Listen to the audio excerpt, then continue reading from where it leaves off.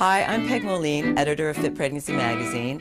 August is Breastfeeding Awareness Month, and we're here in Hollywood at the pump station with breastfeeding expert Corky Harvey, who's going to show you how to breastfeed successfully. I'm Corky Harvey. I'm the co-founder and owner of the pump station and nursery, and I'm a board-certified lactation consultant. A deep latch is critical because not only will the baby get more milk if the baby's latched on deeply, but the mother will not have sore nipples. Sore nipples are not normal. The importance of a deep latch is that when a baby is latched on correctly, the mother's nipples will not get excessively sore, and the baby will be able to remove milk from the breast well because the jaws are positioned correctly over the areola. If we do these simple steps, most mothers can achieve a comfortable deep latch fairly quickly and easily. The most important first step is to get the baby's lower jaw to latch well behind the nipple, which involves tilting the little guy's head back. Because babies are born with a very recessed lower jaw, it's really tricky. Actually, as adults, we eat that way. If we have a fat sandwich, we've got to tip our head back and put our lower jaw on first, well into the sandwich, or we would just get nothing but a little bread and crust. So the baby must start with the lower jaw deeply on the breast first. So it's actually a two-point landing, lower jaw, then upper jaw. Something to remember is that a mom shouldn't lean forward and try to get her breast in a baby's mouth. Although it doesn't sound very much different, it is. We need to put a baby on the breast rather than a breast into the baby's mouth. We also want to work at breast level rather than having to pick up the breast and the baby. Have the baby positioned in a way that it works at your breast level. We want moms to sit up straight and comfortable. We love to have a little backrest behind their back, even their feet up on a stool so their lap is lifted, and to be incredibly comfortable. Some moms might find it more comfortable to use a nursing pillow, although it isn't necessary, and some moms can just use a bed pillow or nothing at all. I nursed 3 babies with no particular pillows because they weren't on the market in my time, and did just fine, but they can be really helpful. There are several different positions to nurse in. I find it easiest for moms to learn to latch on in football hold, but across the front works beautifully too.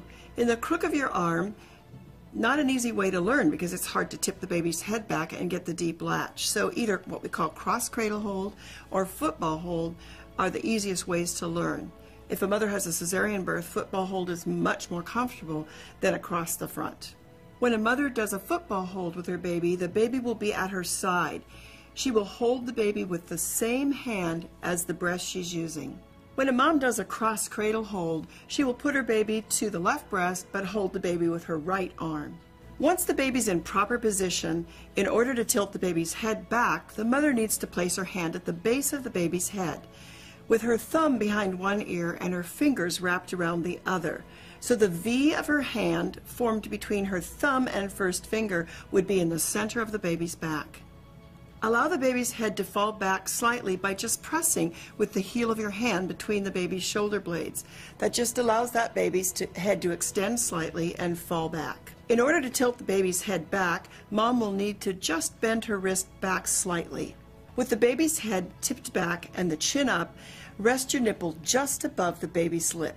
With the nipple just above the baby's mouth and the head tilted back, it will allow the baby to open deeply to this point and then move up from the bottom.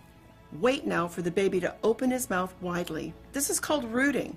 Most moms start their baby onto the breast when they just barely start to open. We need to wait until the baby is all the way open as if taking a bite out of an apple. If we don't allow that baby to open widely, he's going to pivot from a forward point and just have the nipple in his mouth. We need the jaw to open all the way back to behind the areola. The baby needs to start his lower jaw well behind most women's areola. Areola can be a very different size, so at least think about the lower jaw starting well behind the base of the nipple. So many times the cause of soreness is that the baby has started right at the base of the nipple. The baby needs to have a great portion of the lower part of the breast in his mouth. Be very patient with yourself because this is a learned skill. Knowing when the right moment is, especially when the baby's in football hold and you can't really see that lower jaw going on, you just have to be patient as you learn. As the baby comes on, if the pain is less or not at all, you did it right. Allowing the baby's jaw to open widely is the most important part of this. The baby must start that lower jaw deeply on the breast. Then all you have to do is turn the head and clear the nipple and you'll have that great latch. I like to call this a two-point landing. So it's lower jaw, then upper jaw. Or I say it's 1 and 2.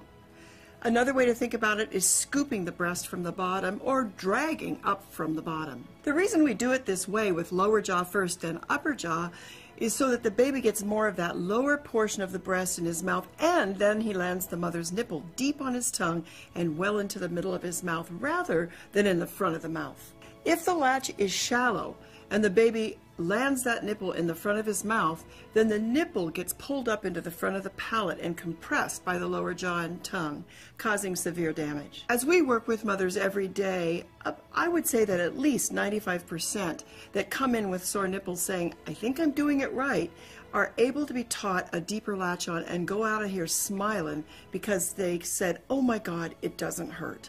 While you're nursing, you should feel a pull-tug sensation, but not a painful sensation. With the first latch, you might feel a little bit of pain, but that should go away in just seconds or minutes. If it is hurting throughout the feed and really painful, you should take the baby off and try again.